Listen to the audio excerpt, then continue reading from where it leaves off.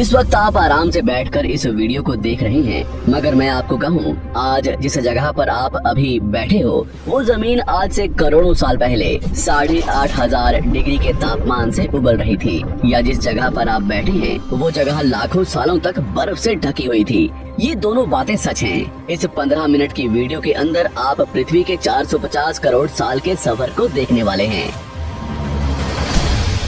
जिस जगह आज हमारा सौरमंडल है वहाँ विभिन्न प्रकार की गैस और धूल के बादल हुआ करते थे।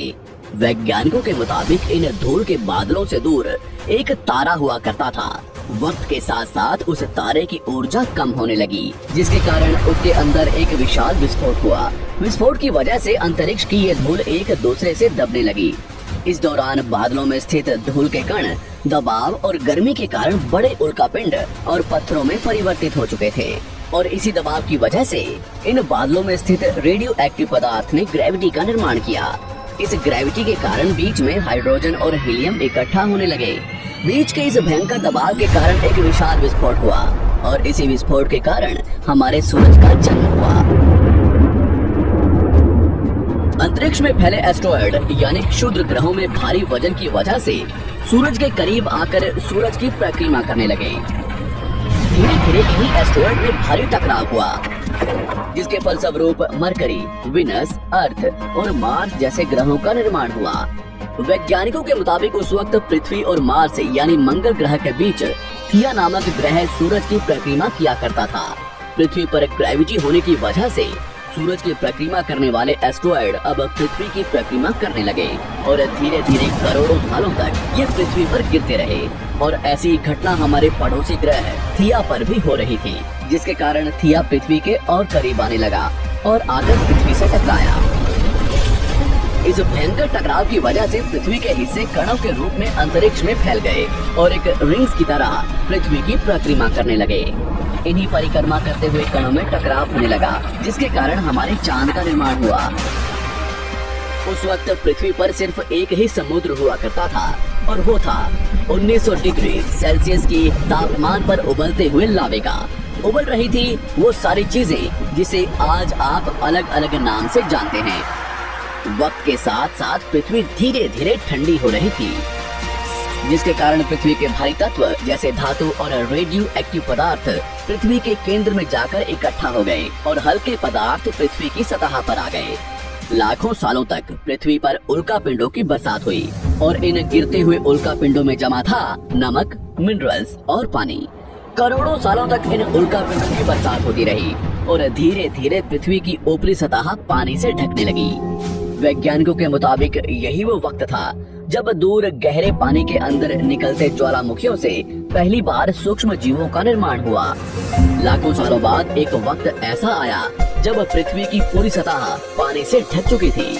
हमारी पृथ्वी के सबसे अंदर का कोर रेडियो एक्टिव पदार्थ से बने होने की वजह से हरदम गर्म होता रहता है, लेकिन जब भी पृथ्वी की ऊपरी जमीन ठंडी हो जाती है तब पृथ्वी के अंदर की गर्मी बाहर नहीं निकल पाती, जिसके कारण ज्वालामुखियों का निर्माण होता है।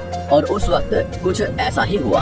पानी से ढकी हुई पृथ्वी पर हजारों की तादाद में ज्वालामुखी निकलने लगे, और आने वाले लाखों सालों तक इन ज्वालामुखियों का निकलना जारी रहा, जिससे पानी के ऊपर जमीन का निर्माण हो रहा था। इस वक्त भी पृथ्वी पर वातावरण न होने की वजह से अंतरिक्ष से उल्कापिंडों की बरसात हो रही थी। आज से लगभग 300 करोड़ साल पहले पृथ्वी पर ऐसा वक्त आया जब पृथ्वी का वातावरण लगभग स्थिर होने लगा था। ज्वालामुखी निकलने धीरे हो गए थे, और पृथ्वी का एक दिन 12 घंटे का हुआ करता था। साल बीतते गए, और धीरे धीरे ये सूक्ष्म जीव विकसित होते गए और समूह में रहने लगे। आज से लगभग 250 करोड़ साल पहले पहली बार पृथ्वी पर ऐसे जीवों का निर्माण हुआ जो जीने के लिए ये पानी के अंदर के मिनरल्स यानी खनिज पदार्थ और धूप का इस्तेमाल करते थे, और मल त्याग के रूप में ऑक्सीजन बाहर निकालते थे। इस वक्त तक पृथ्वी पर ज्यादातर ज्वालामुखी निकलने बंद हो चुके थे, और इन माइक्रोबैक्टीरिया की वजह से वातावरण में ऑक्सीजन की मात्रा बढ़ रही थी।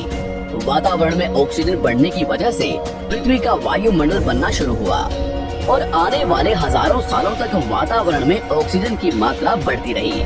जिसकी वजह से पृथ्वी के ज्यादातर हिस्सों में ये सूक्ष्म जीव फैल गए। हजारों सालों बाद एक वक्त ऐसा आया जब पृथ्वी में ज्यादा ऑक्सीजन बढ़ने के कारण ये सूक्ष्म जीव मरने शुरू हो गए। उस वक्त तक पृथ्वी का वातावरण ठंडा होने के साथ साथ ऑक्सीजन से भी भर चुका था, जिसके कारण जमीन और वातावरण में स्थित आयरन यानी लोहे के मिनरल्स पानी में स्थित ऑक्सीजन से रिएक्ट होने लगे। और एक वक्त ऐसा आया जब पृथ्वी की जमीन आज के मार्स के जैसे लाल हो चुकी थी। वक्त बीतने के साथ साथ धरती की टेक्टोनिक प्लेट्स में दरार होने लगी, जिसके कारण पृथ्वी के अंदर का लावा जमीन की तरह कई लाखों सालों तक खुला उबलता रहा।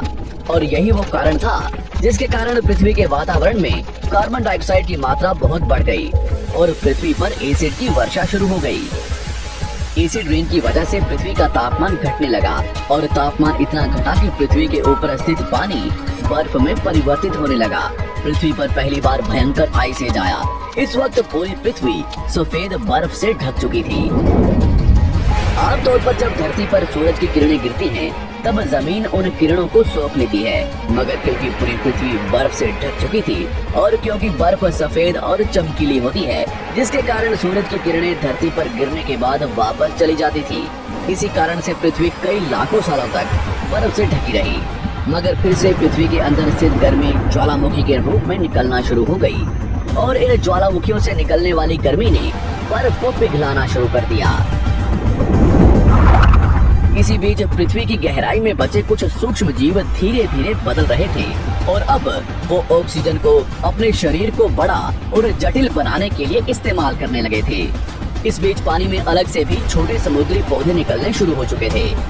बाहर जैसे जैसे ज्वालामुखी निकल रहे थे, वैसे वैसे वातावरण कार्बन डाइऑक्साइड की वजह से गर्म हो रहा था। वक्त के साथ साथ बर्फ तो पिघलने लगी, मगर धरती पर फिर से एसिड की वर्षा शुरू हो गई, जिसके कारण फिर पृथ्वी ठंडी होने लगी और फिर पृथ्वी की ज्यादातर सतह बर्फ से ढक गई। ऐसा बार बार कई हजारों सालों तक होता रहा और इसी कारण से अब समुद्री जीव धीरे धीरे वातावरण के हिसाब से विकसित हो रहे थे। इस बीच कई सारे जीव और समुद्री जंगल विलुप्त हो गए, मगर जो बच गए वो धीरे धीरे पृथ्वी के बदलते तापमान के हिसाब से ढलते गए और अब हजारों सालों बाद समुद्री पेड़ बर्फ की वजह से पूरी तरह से मरते या सूखते नहीं थे। अब सूक्ष्म जीव समुद्री जीव बन चुके थे। जब फिर से ज्वालामुखियों ने पृथ्वी की बर्फ को पिघलाना शुरू किया, तब ये समुद्री पेड़ जल्दी विकसित होकर फैल गए। धीरे धीरे वातावरण में ऑक्सीजन की मात्रा बढ़ने लगी और पृथ्वी पर होने वाली एसिड की वर्षा कम होने लगी। वातावरण में ऑक्सीजन आने की वजह से पृथ्वी की ओजोन लेयर्स मोटी होने लगी और आज से लगभग 47 करोड़ साल पहले पृथ्वी की ऊपरी सतह पर पहली बार मोसोस नामक प्लांट उगना शुरू हुआ। वक्त के साथ साथ जमीन पर अलग अलग प्रकार के पौधे और पेड़ उगना शुरू हुए। एक वक्त ऐसा आया जब जमीन के पेड़ों की लंबाई लगभग 80 से 100 फीट जितनी या आज के 5 से 6 मंजिला बिल्डिंग जितनी ऊंची हो चुकी थी। ये वो वक्त था जब समुद्री जानवर समुद्र से बाहर निकल रहे थे और जमीनी जानवरों में परिवर्तित हो रहे थे। धरती की ज्यादातर जमीन एक जगह इकट्ठी हो चुकी थी, जिसे आज हम पैंजिया महाद्वीप के नाम से जानते हैं। पृथ्वी का वातावरण और तापमान लगभग स्थिर हो चुका था और अब करीब 21 से 23 घंटे का दिन हुआ करता था। अब समुद्री जीव पानी से बाहर रहने लगे थे और वातावरण के हिसाब से उनके शरीर का रंग रूप बदल रहा था। धीरे धीरे ये जमीनी जानवर डायनासोर्स में परिवर्तित हो गए। जिन डायनासोर्स ने पेड़ पौधे खाने शुरू कर दिए, उनका शरीर लंबा और विशाल रूप से विकसित होने लगा। कुछ डायनासोर्स शिकार किया करते थे, जिसके कारण वे छोटे और तेज होते चले गए।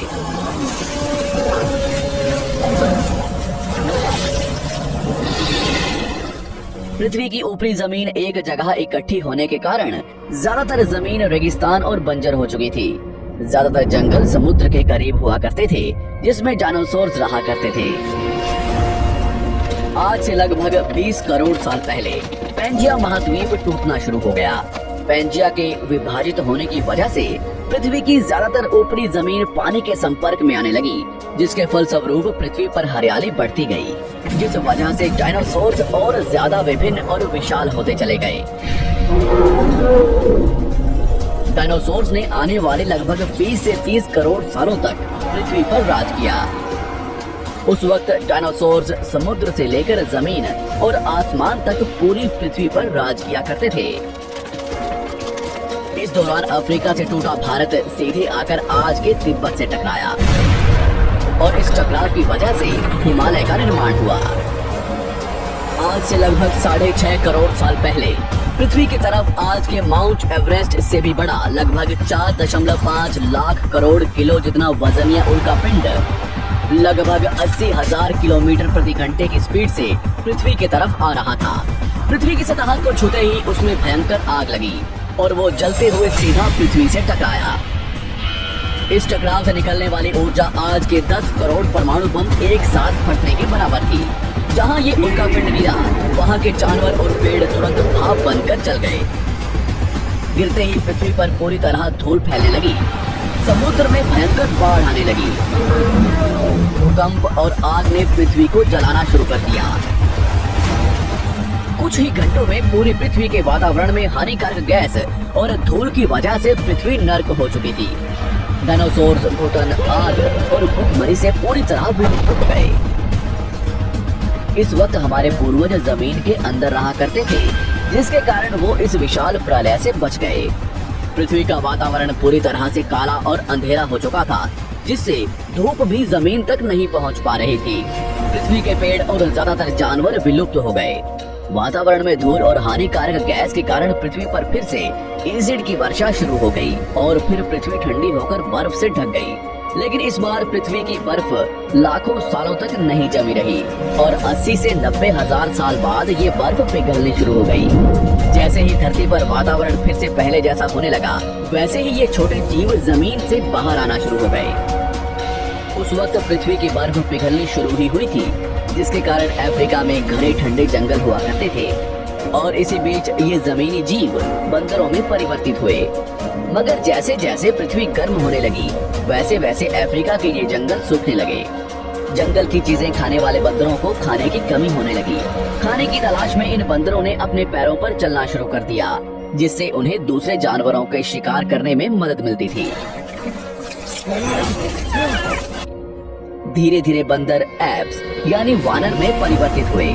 खाने की तलाश में ये एप्स पृथ्वी के दूसरे हिस्सों में फैलने लगे और धीरे धीरे उनके शरीर का रंग रूप वहाँ के मौसम के हिसाब से बदलता गया। वक्त के साथ साथ हम आदिवासी बने। हमने हथियारों से लेकर आग का आविष्कार किया। हम धीरे धीरे इंसान के रूप में विकसित हुए।